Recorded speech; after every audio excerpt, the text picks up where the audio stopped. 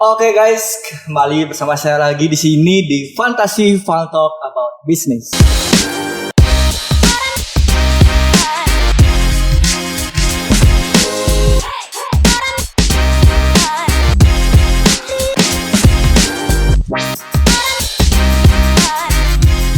Nah, oke buat teman-teman semua, apa kabar teman-teman online nih, mahasiswa-mahasiswi online yang ada di rumah.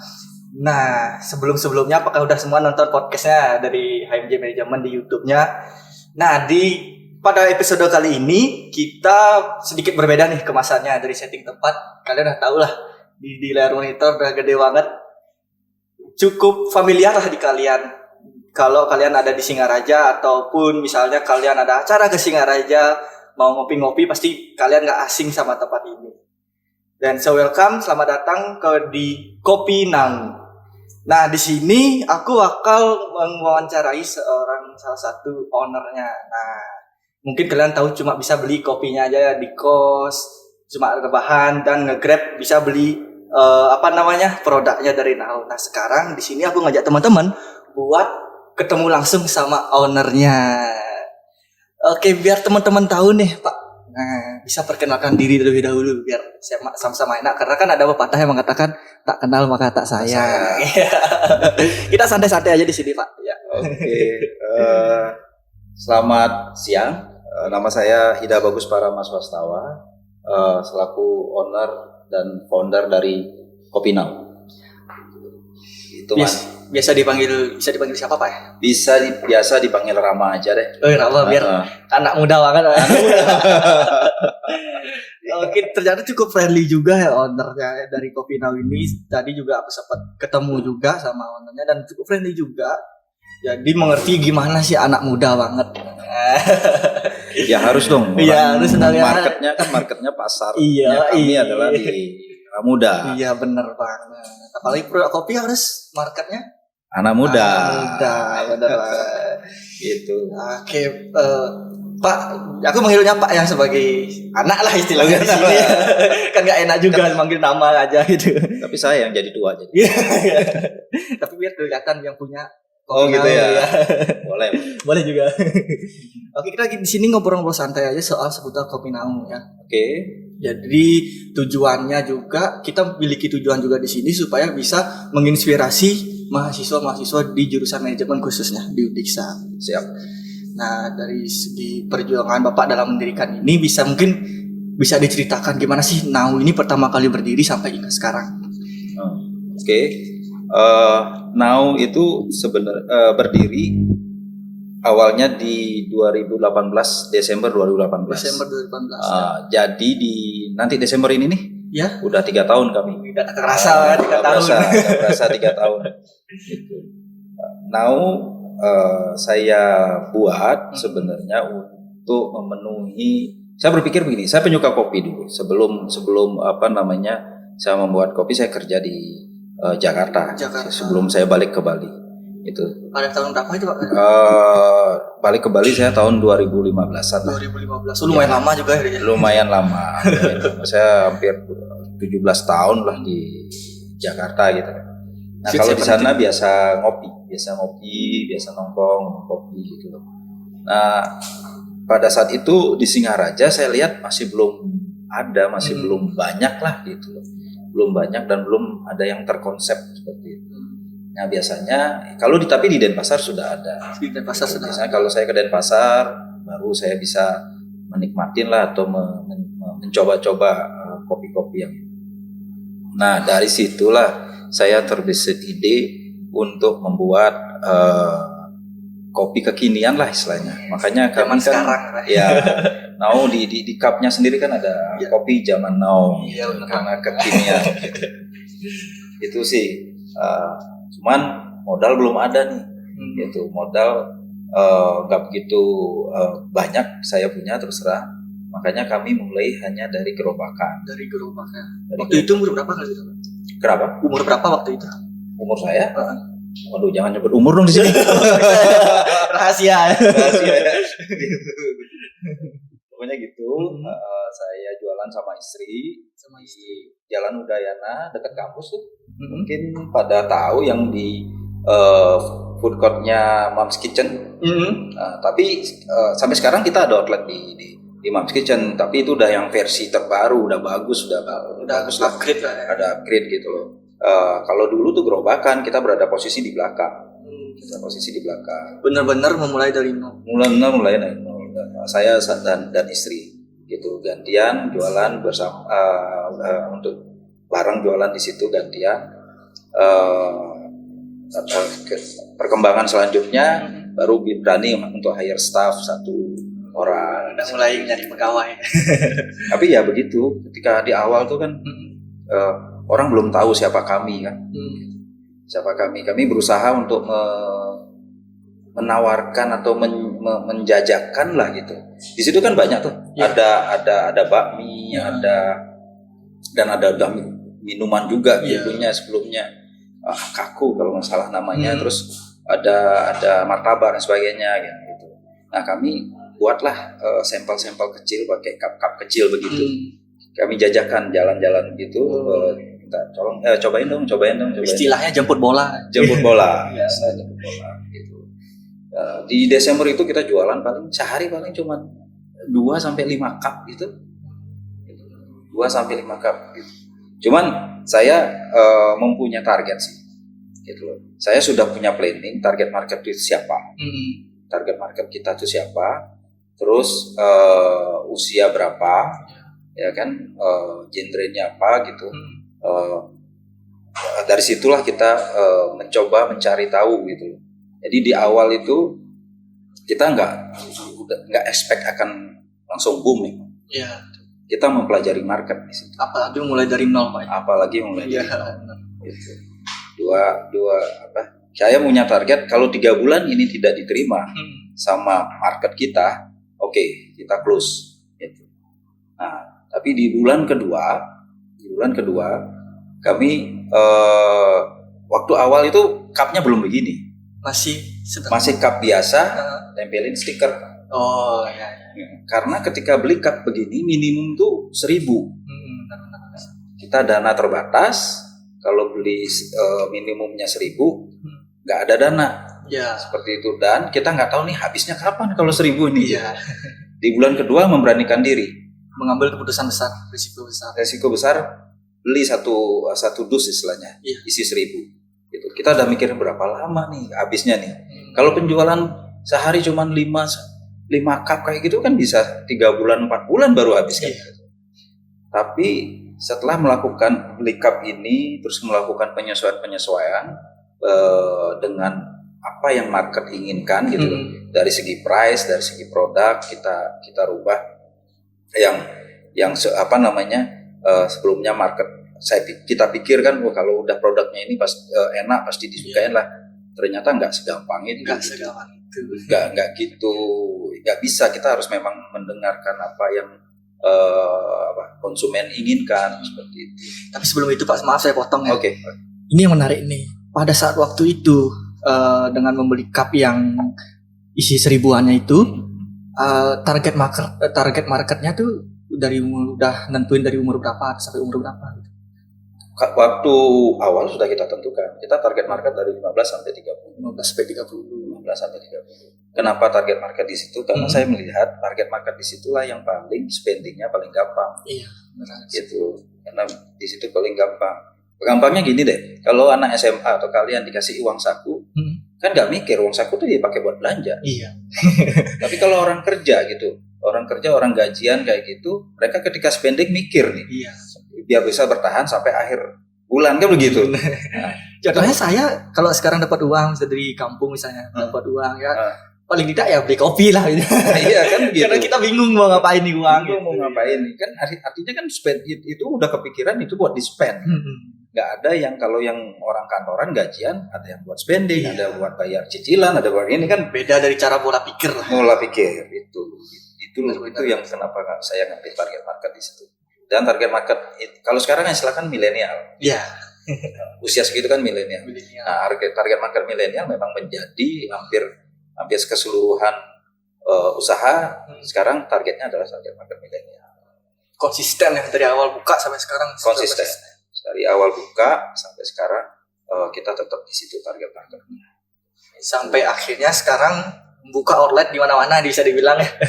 Ya sekarang kita sudah di usia mau 3 tahun kita jumlah outlet 30. Wow, luar biasa. Luar biasa nih. Udah mau 3 tahun sudah sampai 30 outlet. Ini luar biasa perkembangan. Angka 3 mungkin bagus nih sekarang. Bagus sekarang. Ini menarik loh buat teman-teman. Jadi gimana kita memulai usaha dari awal dan peningkatannya cukup drastis, bisa dibilang drastis. 3 tahun sudah 30 outlet tersebar di Singaraja. Apakah di Singaraja saja atau bisa ada di luar Singaraja juga? Kami udah hampir seluruh Bali. Seluruh Bali. Yang belum tuh hanya Gianyar. Oh, Gianyar. Yang belum hanya Gianyar, bukan kenapa ada Gianyar, cuman belum ada kesempatan. Belum ada kesempatan. Bagi teman-teman yang asal dari Gianyar, kita nggak no offense no. Iya. Nggak ada masalah dengan Gianyar, cuman belum ada kesempatan aja. Iya, karena belum ada kesempatan aja. Gitu. Oke, itu sangat luar biasa bagaimana perjalanan sampai hingga akhirnya Nau setren ini di Singaraja. Nah, selanjutnya itu ada pada saat pembuatan konsep kopi Nau ini, dari mana muncul idenya? Adakah terbesit dari kepala Bapak bahwa bikin Nau dengan konsep seperti ini dari awal? Ide awalnya kayak yang seperti yang saya bilang tadi, bahwa saya penyuka kopi, tapi di sini saya kesusahan untuk mendapatkan minuman kopi yang kekinian gitu. Yeah. Bukan sekedar hanya bikin kopi hitam di rumah seperti itu kan, kopi kekinian kayak gitu. Sedangkan sebelumnya saya biasa menikmati kopi kekinian itu dan mungkin nongkrong di tempat kopi kekinian gitu. Tapi di sini saya mikir susah gitu. Terus dari situlah idenya. Nah, kenapa nama Nau? Nama Nau ya sebenarnya saya ngambilnya inspirasinya dari anak-anak di sini. Kamsi ya.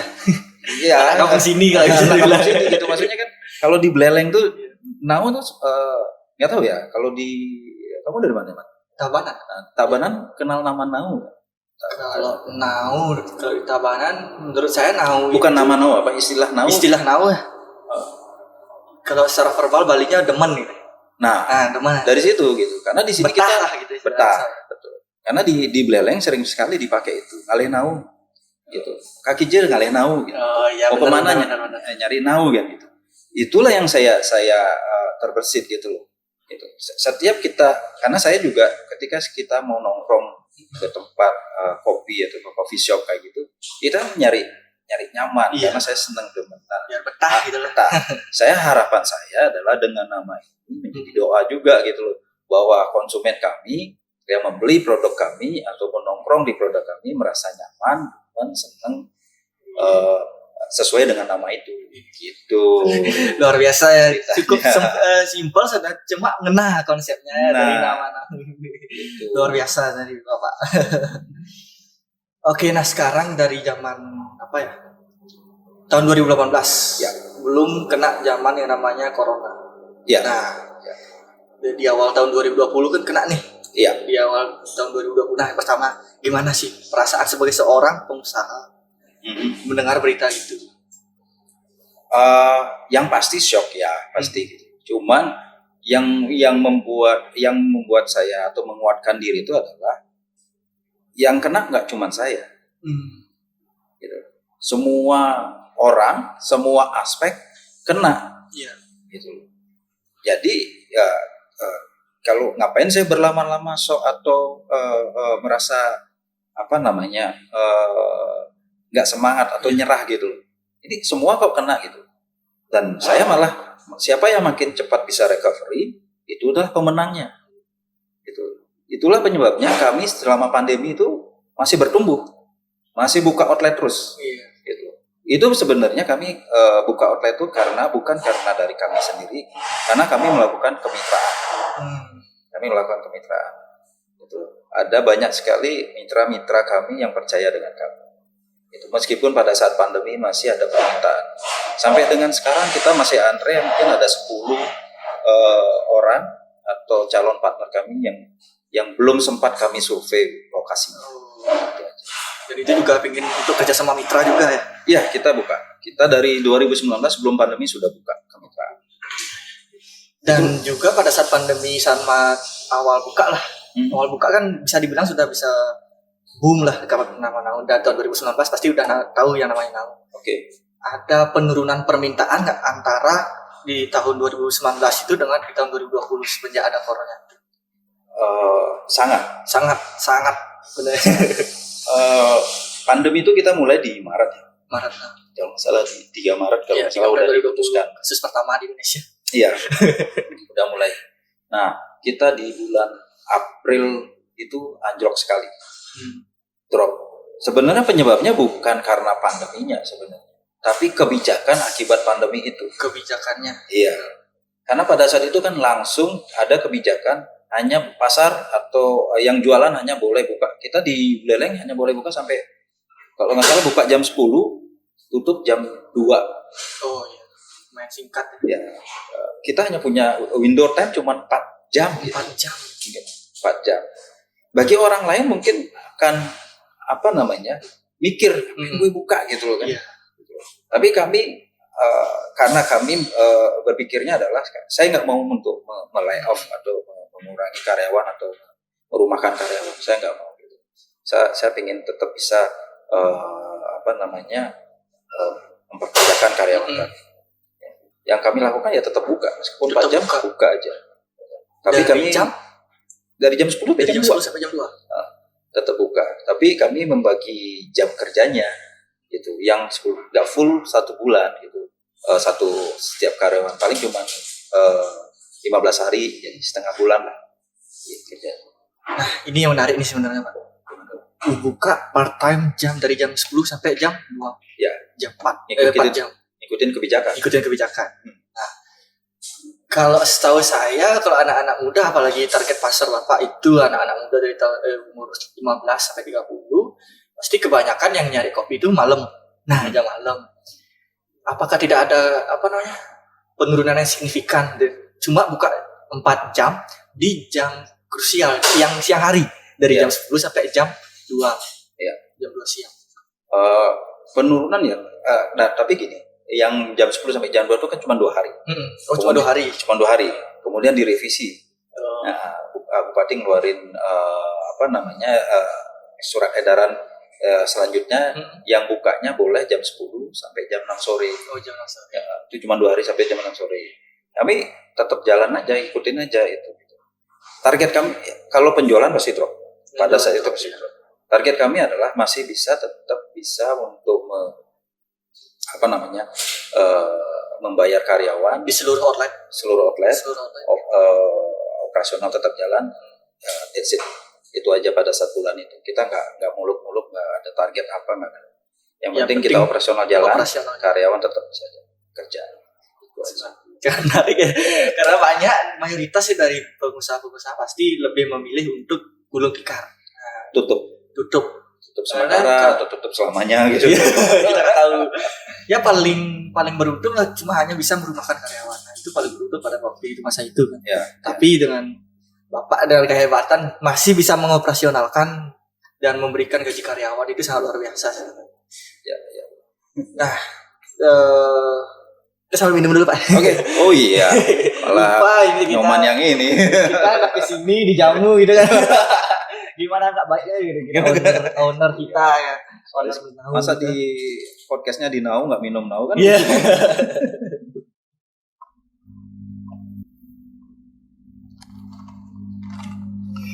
Oke, kita lanjut aja Oke. Ngomong-ngomong soal bisnis kopi, dari awal kan memang Bapak melihat di Singaraja ini belum banyak pesaingnya, bisa dibilang pesaingnya. Tetapi dilihat dari tahun ke tahun kan masih banyak. Contoh seperti teman saya ini mendirikan. Nah, gimana cara Bapak untuk menilai hal itu gitu? Secara memang udah besar, tapi ada pesaing-pesaing yang udah lebih bisa dibilang lebih kreatif lah. Bagaimana cara dia mempromosikan produk itu? Gimana sih tanggapan Bapak? Ya, kalau kreativitas itu kan tidak bisa kita menilai dia lebih kreatif atau enggak. Kreatif itu relatif. Dan kreativitas di bisnis seperti ini ya kreativitas dan inovasi yang sangat diperlukan. Saya sebenarnya usia saya kan sudah tidak milenial lagi, tapi saya harus bisa melihat arah anak milenial ini kemana. Mereka sukanya apa, itu yang selalu. Dan mengenai pesaing, kalau saya malah senang dengan bertumbuhnya pesaing. Kenapa saya senang dan mohon maaf ya, now ini banyak sekali yang bukan banyak, ada beberapa sih yang ngikutin ya, gitu. Dari nama yang mirip-mirip, itulah gitu. Terus dari desain, kita kan ada desain booth kontaineran gitu yang mirip-mirip juga kan kayak gitu, banyak lah gitu yang saya malah senang. Saya malah senang karena apa? Berarti kan itu secara tidak langsung adalah pengakuan buat kami. Kami menjadi contoh, berarti kan mereka mengakui. Saya bilang jadi role model. Jadi role model berarti kan mereka mengakui eksistensi kami kan itu. Itu berarti Benar sih. Nah, itu poin pertama. Poin kedua, saya tidak mau terlalu energi saya habis untuk melihat mereka. Saya cukup melihat mereka, membaca, oke, dia begitu. Saya tetap dengan plan kami, dengan rencana kami, dengan strategi kami gitu. Karena saya pikir kalau energi saya habis ngurusin mereka, terus untuk buat ngurusin Nau sendiri, gimana? Makan, gitu. Ngapain gitu loh? Ya, benar sih. Dan buat teman-teman itu mindset yang harus ditanam ya. Kita nggak perlu melihat secara berlebihan gimana pesaing kita. Tetap yakin apa yang kita buat dari awal, tetap yakin dengan konsep kita. Dengan strateginya juga. Dan kreativitasnya kan. Udah berapa menit berjalan, udah banyak banget ilmu yang didapetin ya. Nggak berasa berapa menit.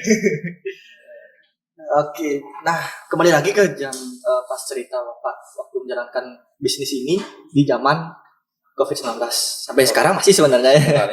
Sebenarnya masih pakai masker. Masih pakai masker benar. Nah, waktu itu kan Bapak ini menarik nih. Bapak menjalankan seluruh outlet, mengoperasionalkan seluruh outlet. Betul. Pasti banyak masalah-masalah yang datang. Betul. Nah, apakah ada rasa ingin menyerah seperti itu, Pak? Siapa tahu kan setiap pembisnis kita tidak tahu wirausaha. Yang pada saat menyerah itu sebenarnya pada saat pertama kali pandemi itu. Oh, pertama kali. Iya, kita kan gila nih penjualan drop banget, gimana nih gitu. Bisa bayar karyawan nggak sih? Iya, benar. Ya salah pengusaha gitu. Cuman ya saya bersyukur aja sih bouncingnya tuh cepat. Kita drop di Maret. Kita dari Januari sampai Maret tuh udah turun. Udah berasa tuh turun mentoknya di April tahun 2020. Tapi Mei itu udah bouncing. Dia udah naik lagi. Mei, Juni, Juli. Bisa cepat itu. Nah, itu sebenarnya tergantung kebijakan karena kita window time untuk jualannya masih tetap dibuka jadi normal, kita bisa jualan lagi kan gitu. Seperti itu. Make sense sih maksudnya. Nah, balik lagi terus 2020 sampai sebenarnya akhir tahun udah bagus gitu. Sampai di 2021 sebenarnya di bulan Juni. Ya. Bulan Juni kami omset kami ini udah kembali seperti sebelum pandemi. Turun lagi. Enggak, sebelum pandemi yuk. Oh, sebelum pandemi ya. Oh iya. Gitu. Jadi omset kami itu udah udah kembali seperti sebelum pandemi nih di Juni kemarin. Tapi di Juli ada PPKM lagi kan? Iya. PPKM lagi, drop lagi. Tapi karena udah pengalaman kami yang lebih parah adalah ketika bulan Maret 2020 awal corona. Ya, ketika PPKM ini kita sih nggak ini banget, nggak worry banget. Iya. Nah, rasa menyerah itu ada beberapa kali seperti itu. Tapi kita disemangati dengan saya dikelilingi anak-anak muda sebenarnya. Gitu. Anak-anak muda yang staff kami, staff di back office, staff di di outlet, itu semua anak-anak muda gitu. Itu yang saya lihat semangatnya ketika pandemi, ketika kita bilang kita hanya bisa buka jam sekian sehingga jam kerja kamu berkurang, itu masih tetap support kami. Itu yang membuat kami semangat gitu. saya dan istri selalu berusaha untuk bisa mempertahankan mereka lah gitu, untuk bisa yang selalu ada ketika kami struggling di masa-masa sulit itu gitu. Iya benar. Itu sih yang menyebabkan. Nah ngomong-ngomong masalah menyerah, wajar nggak sih? Menurut Bapak tuh wajar nggak sih seorang wirausaha itu ada rasa menyerah? Ya wajar gitu. Ya perbedaan antara pengusaha sama karyawan kan sebenarnya kalau pengusaha itu dari baru bangun tidur sampai mau tidur tuh mikirin usaha kita. Iya benar. Tapi kalau karyawan jam kerja sampai jam berapa? Jam 6 ya udah, setelah jam 6 udah mikirin yang lain. Iya. Kan? Itu bedanya. Kadang kan kita merasa kita mikirin begitu. Tapi ya balik lagi, karena kalau saya sih saya senang melakukan kerjaan ini. Saya senang di bisnis ini gitu. Jadi seperti quote yang orang-orang bilang, love what you do what you love, kan gitu. Kalau ya kan kalau udah senang, udah cinta, iya. Ya kan nggak akan berasa. Nggak akan berasa, bener. Oke, nah. Masih banyak sih bener yang ingin kita berbagi cerita di sini. Oke. Nah, pandemi udah. Ngomong-ngomong, zaman awal-awal keputusan untuk membuat outlet itu, khususnya seluruh Bali itu kan memerlukan keputusan yang besar, memerlukan pemikiran yang dengan panjang juga. Nah, bagaimana cara Bapak untuk mengkomunikasikan itu? Apalagi kan ada seluruh Bali lah kecuali dia. Seluruh Bali. Misalnya sekarang masa pandemi. Cara masa-masa pandemi bagaimana Bapak mengkomunikasikan itu supaya bisnis ini tetap berjalan secara operasional? Mengkomunikasinya dengan siapa nih Mas?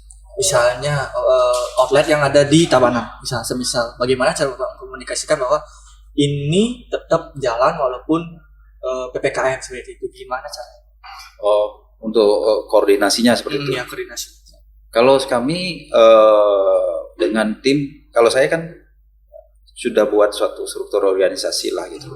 Ada yang back office, ada yang bagian keuangan, bagian IT dan sebagainya, dan ada bagian supervisor. Masing-masing area ada supervisornya, gitu. Yang kalau di Klungkung sama Karangasem ada satu supervisor, di Denpasar Tabanan ada satu supervisor. Sementara Singaraja dan Negara kami jadiin satu, karena Negara baru satu. Mudah-mudahan segera bisa nambah gitu. Nah, komunikasi dengan tim itu, saya setiap bulan kita ada meeting, ada meeting dengan para supervisor dan back office. Kita di meeting itu kita bicarakan mengenai pencapaian sebelumnya, bulan sebelumnya, kemudian sama target sebelumnya. Di masa-masa yang sulit seperti sekarang ini, kita pasti akan nggak muluk-muluk gitu. Kita akan sesuaikan dengan apa yang pernah mereka capai dan sebagainya, memberikan semangat juga kepada tim reward kepada tim ketika tercapai target itu. Ya seperti itu. Nah, nanti supervisor yang meneruskan kepada staff gitu loh. Kalau dulu waktu masih 5 outlet, 10 outlet kan masih saya sama istri doang tuh yang ngerjain tuh. Ya masih bisa soalnya ngumpul juga gitu. Sekitar 5 sama 10 outlet kan paling karyawan 20 sampai 30. Mungkin kita masih bisa saya kumpulin di office untuk semua kayak gitu. Cuma 20-30 orang.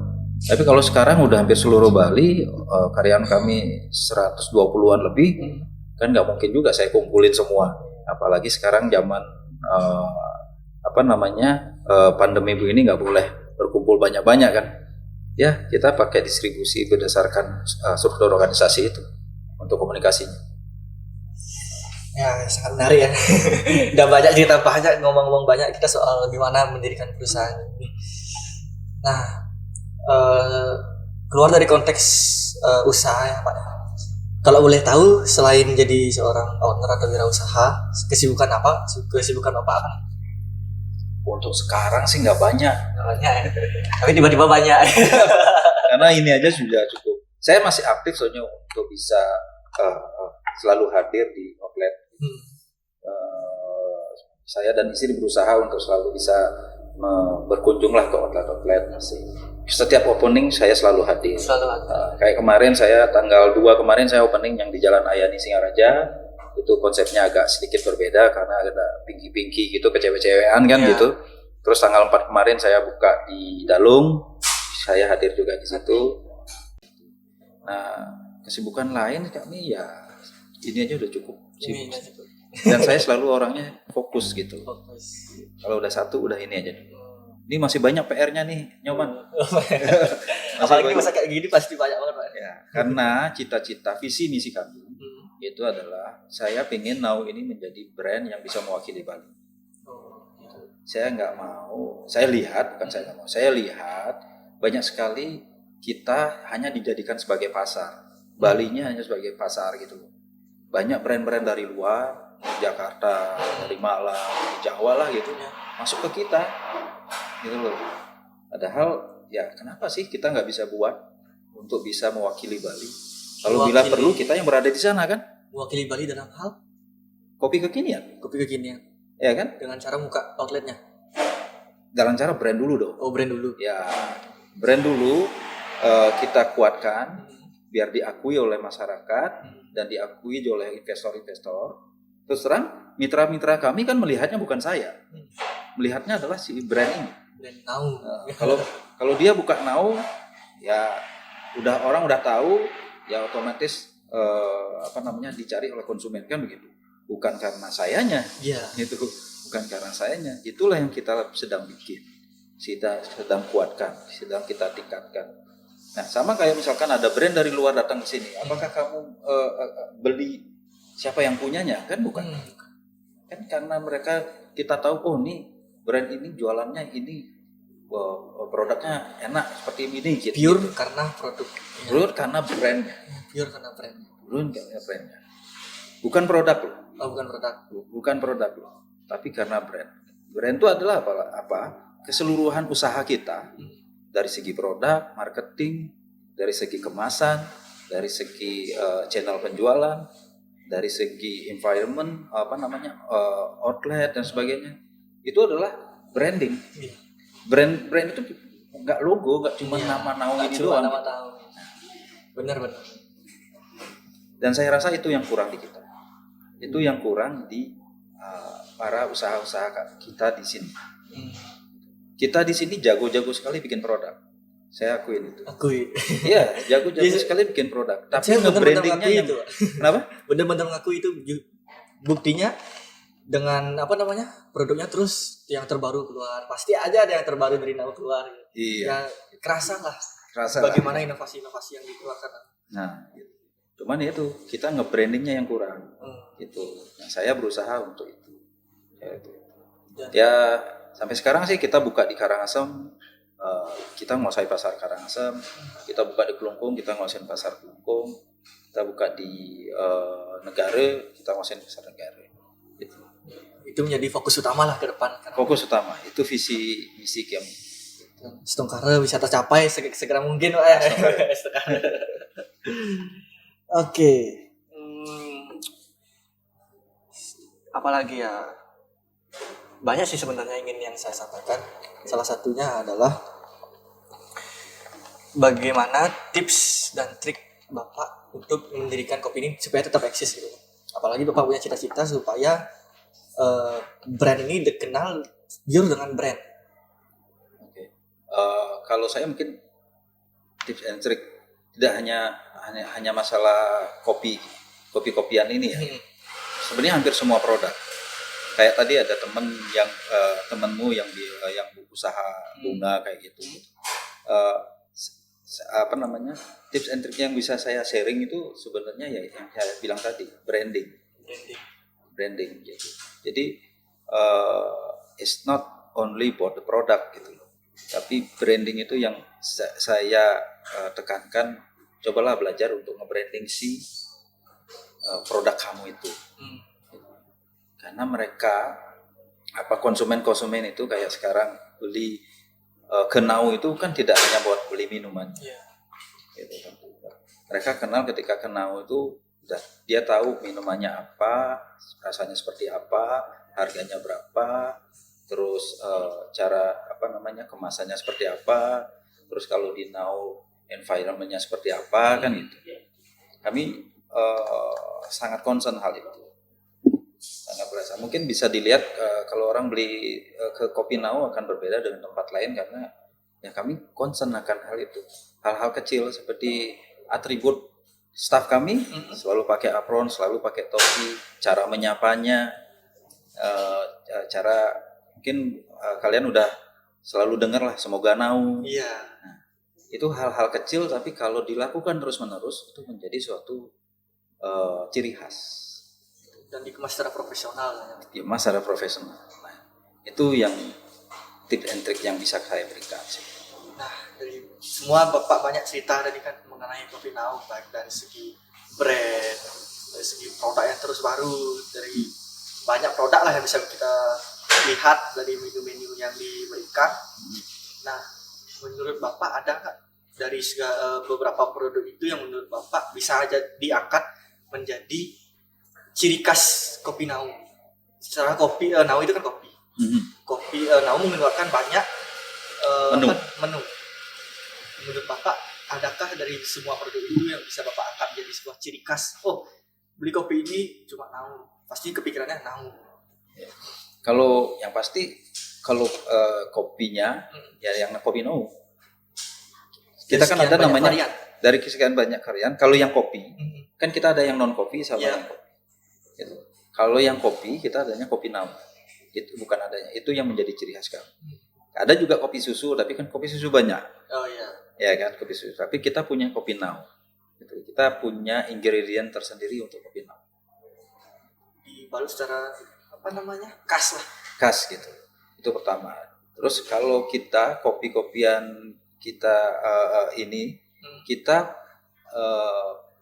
pakai gula aren yang bukan sirup. Kita produksi sendiri gulanya. Itu yang membedakan mungkin dengan yang lain. Yang lain mungkin ya sebenarnya paling gampang kita pakai sirup, beli sirup gitu kan. Nggak ada proses produksi. Tapi kami kan ya seperti tadi ya dia bilang, yang membedakan apa? Ya itu yang membedakan kami. Bahwa kami memproduksi sendiri gulanya, gula arennya.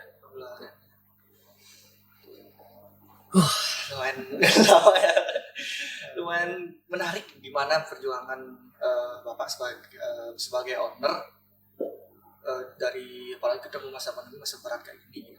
Ya. Tapi sekarang udah lebih bagus kok. Iya. Ya kan. Ya semoga segera menjadi endemi kan. Kita, apalagi Bali kan kita bergantung sama pariwisata. Sangat bergantung. Sangat bergantung. Semoga bisa lebih pariwisata bangkit lagi segera kan gitu. Karena kalau saya sih kita semua dalam suatu terkoneksi kok.